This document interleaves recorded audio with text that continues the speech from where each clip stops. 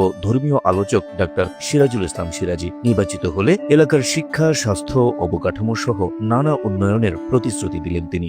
আগামী সংসদ নির্বাচনে ঝালকাঠি নলছিটি এই 2 আসনে ইসলামী আন্দোলনের মোহতারাম আমিরের মনোনীত সংসদ সদস্য পদপ্রার্থী। আল্লাহ যদি আমাকে এই এলাকার থেকে জয়যুক্ত করেন, ইনশাআল্লাহ আমি ঝালকাঠি অনেক সমস্যা বলতে গেলে অনেক দীর্ঘ সময় চিকিৎসা, তারপরে শিক্ষা, রাস্তাঘাট, ভিতরের উপরে কিছু দেখা যাইতেছে কিন্তু ভিতরে কিন্তু কিছুই নেই নলছিটি ঝালকাঠিতে।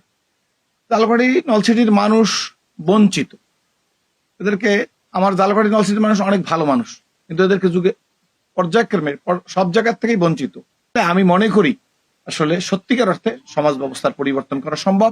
আমার সর্বাত্মক চেষ্টা থাকবে ঝালকাঠি একটা নতুন ঝালকাঠি উপহার দেওয়ার পরিকল্পনা আমার ব্রেনের মধ্যে আছে ইনশাআল্লাহ। ঝালকাঠি 2 আসনে ভোটার সংখ্যা 3,42,015 জন। এর মধ্যে ঝালকাঠি সদর উপজেলায় ভোটার সংখ্যা